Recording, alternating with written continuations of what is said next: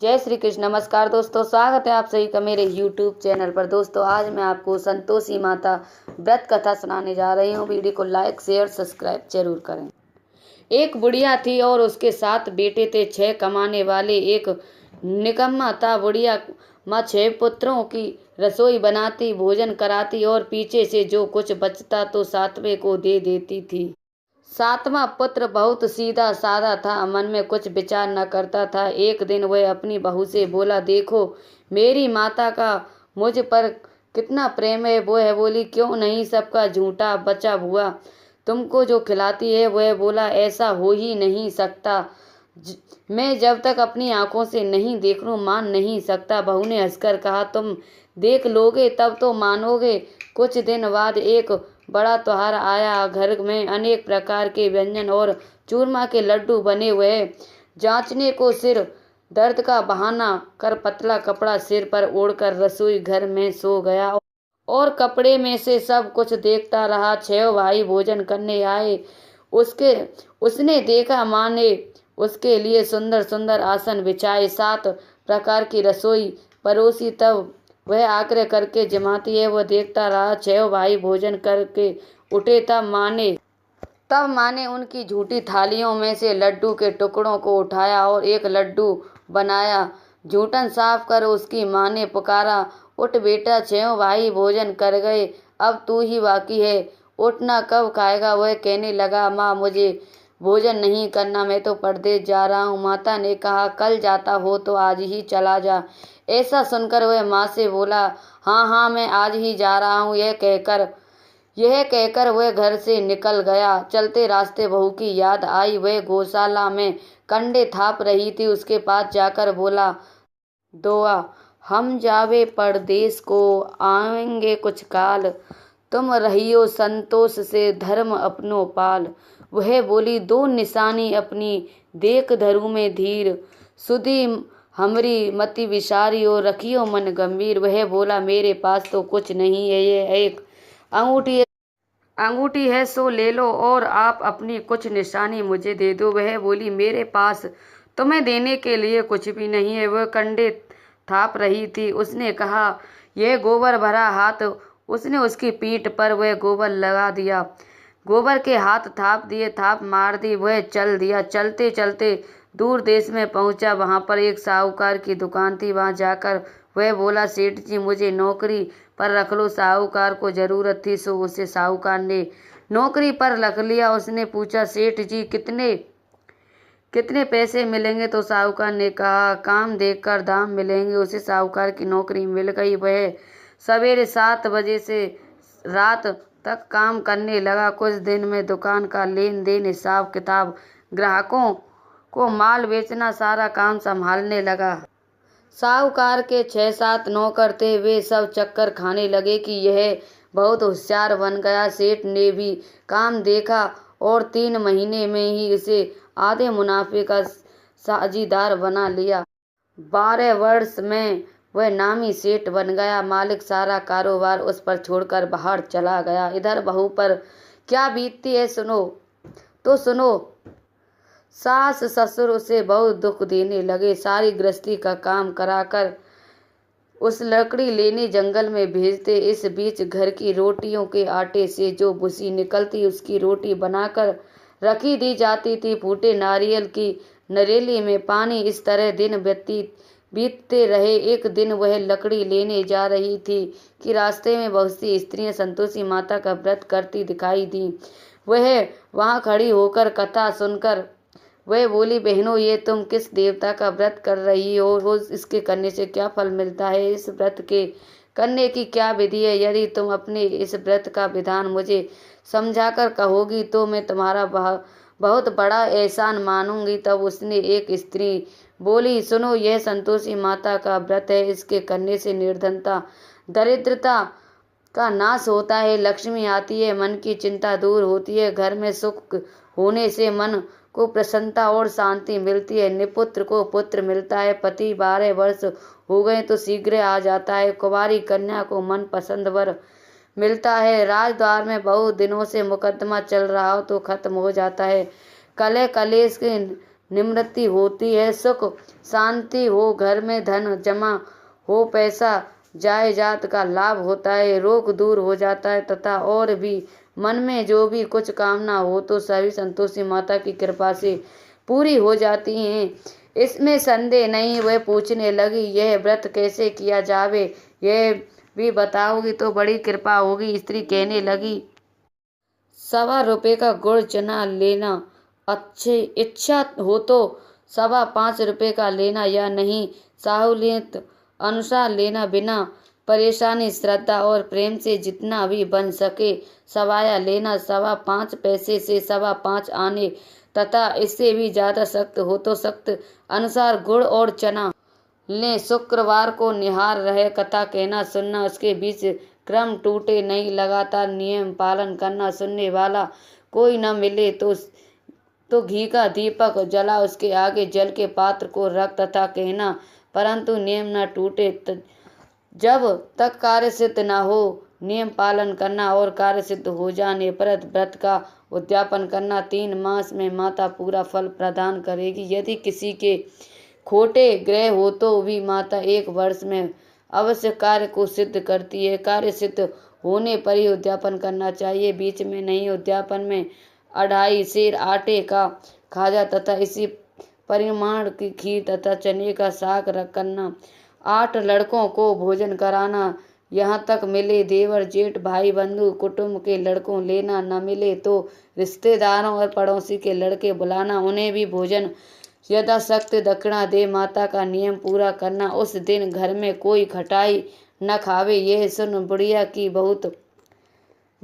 बहू चल दी। रास्ते में लकड़ी का बोझ को बेच दिया और उन पैसों से गुड़ चना ले माता के मंदिर की व्रत की तैयारी करने लगी। आगे चली और सामने मंदिर देख पूछने लगी, यह मंदिर किसका है? सब कहने लगी, संतोषी माता का मंदिर। यह सुन माता के मंदिर में जा माता के चरणों में लौटने लगी, विनती करने लगी, माँ मैं दीन हूँ, निपट हूँ, मूर्ख हूँ, व्रत के नियम कुछ जानती नहीं हूँ, मैं बहुत दुखी हूँ। हे माता जननी, मेरा दुख दूर कर, मैं तेरी शरण में हूँ। माता को दया आई और एक शुक्रवार बीता। दूसरे शुक्रवार को उसके पति का पत्र आया और तीसरे शुक्रवार को पति का भेजा पैसा उसे मिला। यह देखकर जेठ जेठानी के मुंह सिकोड़ने लगे, इतने दिनों बाद थोड़ा सा पैसा आया, इसमें क्या बड़ाई है? लड़के ताने देने लगे, काकी के पास अब पत्र आने लगा, रुपया भी आने लगा है तो काकी की खातिर बढ़ेगी। अब तो काकी बोलने से भी नहीं बोलेगी, बेचारी सरलता से कहती है, भैया पत्र आवे, रुपया आवे तो हम सबको लिए तो अच्छा है। ऐसा कहकर आंखों में आंसू भरकर संतोषी माता के मंदिर में मातेश्वरी के चरणों में गिरकर रोने लगी। माँ मैंने तुमसे पैसा तो नहीं मांगा, मुझे पैसे से क्या काम है, मुझे तो अपने सुहाग से काम है, मैं तो अपने स्वामी के दर्शन और सेवा मांगती हूँ। तब माता ने प्रसन्न होकर, जा बेटी तेरी स्वामी जरूर आएगा। यह सुनकर खुशी से बावली हो घर आकर काम करने लगी। अब संतोषी माता विचार करने लगी, इस भोली पुत्री से मैंने कह तो दिया तेरा पति आएगा, पर आएगा कहाँ से? वह उसे सपन में भी याद नहीं करता, उसे याद दिलाने तो मुझे जाना पड़ेगा। इस तरह माता उस बुढ़िया के बेटे के पास जा स्वप्न में प्रकट हो गई। कहने लगी, साहूकार के बेटे सोता है या जागता है? वह कहता है, माता सो भी नहीं रहा और जाग भी नहीं रहा, बीच में ही हूँ, कहिए क्या आज्ञा है? मैं कहने लगी, जागता है। वह कहने लगी, तेरा घरबार है या नहीं? वह बोला, मेरा सब कुछ है, मैं माता पिता भाई बहन और बहू, क्या कमी है? वह बोली, भोले पुत्र तेरी घरवाली घोर कष्ट उठा रही है, तेरे माता पिता उसे दुख दे रहे हैं, वह तेरे लिए तरस रही है, तू उसकी सुधि ले। वह बोला, है हाँ माँ यह तो मुझे मालूम है, परंतु जाऊं तो कैसे जाऊं?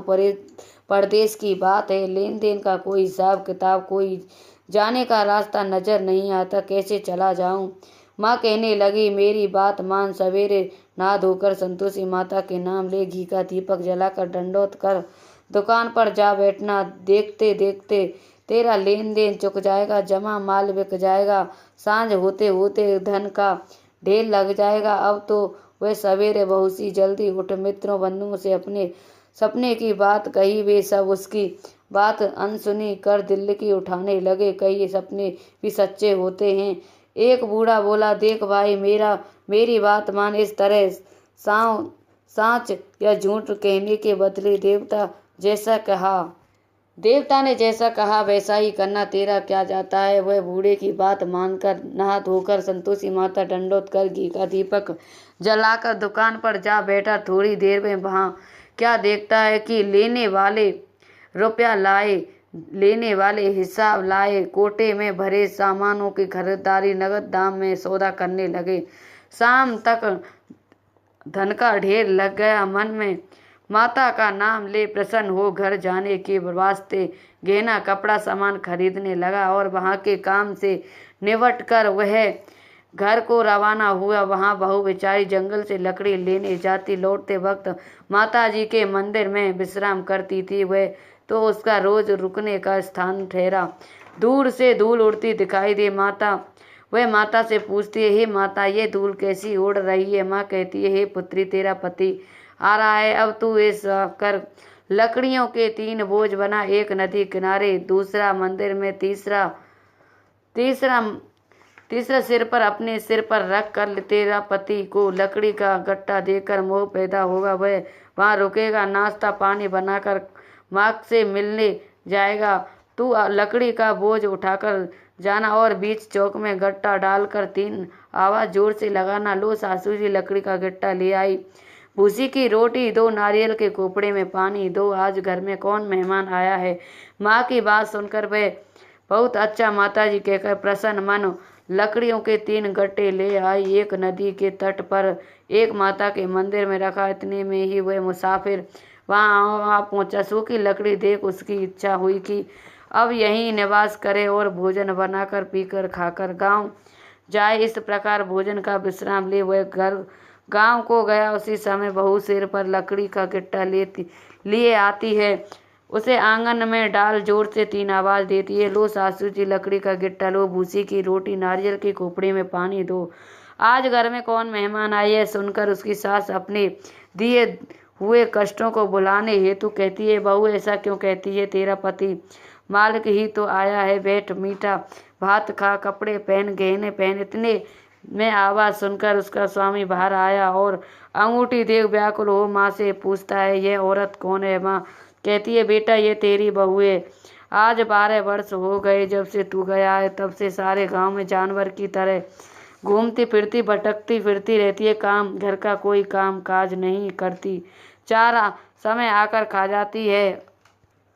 अब तुझे देखकर भूसी की रोटी और नारियल के खोपड़े में पानी मांगती है। वह लज्जित हो बोला, ठीक है माँ, मैंने इसको भी देखा और तुम्हें भी देखा, अब मुझे दूसरे घर की चाबी दे दो, मैं उसी घर में रहूंगा। ता माँ बोली, ठीक है बेटा, जैसी तेरी मर्जी। यह कहे माँ ने चाबी का गुच्छा पटक दिया। उसने लेकर दूसरे कमरे में जो तीसरा मंजिल के ऊपर था खोलकर सारा सामान जमाए। एक दिन वहाँ राजा के महल जैसा ठाठ बाट बन गया। अब क्या था, वह सुख भोगने लगी। इतने में अगला शुक्रवार आया। उसने अपने पति से कहा, मुझे माता का उद्यापन करना है। उसका पति बोला, बहुत अच्छा, खुशी से कर ले। परंतु तुरंत ही वह उद्यापन की तैयारी करने लगी। जेठ के लड़कों को भोजन के लिए कहने गई।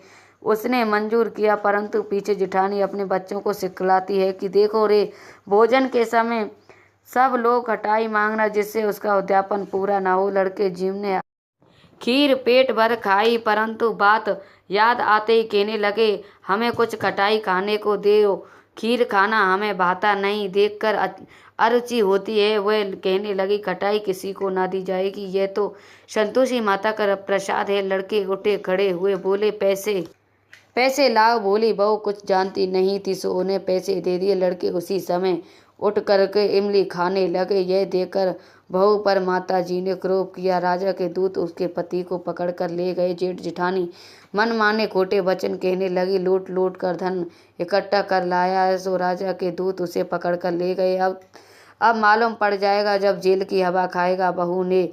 बहू से यह वचन सहन नहीं हुआ। रोती रोती माता के मंदिर में गई और कहने लगी, माता तुमने ये क्या किया। हंसा कर क्यों रुलाने लगी। माता बोली, पुत्री तूने उद्यापन में उद्यापन करके मेरा व्रत भंग किया है, इतनी जल्दी सब बातें भुला दी। वह कहने लगी, माता भूली तो नहीं, न कुछ अपराध किया, मुझे तो लड़कों ने भुलावे में डाल दिया, मैंने भूल से उन्हें पैसे दे दिए, माता क्षमा करो। माँ बोली, ऐसी भी कहीं भूल होती है? वह बोली, माँ मुझे माफ़ कर दो, मैं फिर तुम्हारा उद्यापन दोबारा करूँगी। माँ बोली, अब भूल मत करना। वह बोली, अच्छा माँ, अब भूल नहीं करूँगी। अब बताओ वो कैसे आवेंगे? माँ बोली, पुत्री जा, तेरा मालिक तुझे रास्ते में ही आता मिल जाएगा। वह निकली, रास्ते में पति आता मिल गया। उसने पूछा, तुम कहाँ गए थे? वह कहने लगा, इतना धन जो कमाया उसका कर टैक्स नहीं दिया, राजा ने मांगा था, वह भरने गया था। वह प्रसन्न हो बोली, भला हुआ, अब घर चलो। कुछ दिन बाद फिर शुक्रवार आया। वह बोली, मुझे माता का उद्यापन करना है। पति ने कहा, करो। वह भी जेठ के लड़कों को भोजन के कहने लगी। जेठानी ने एक दो बातें सुनाई और लड़के को सिखा दिया कि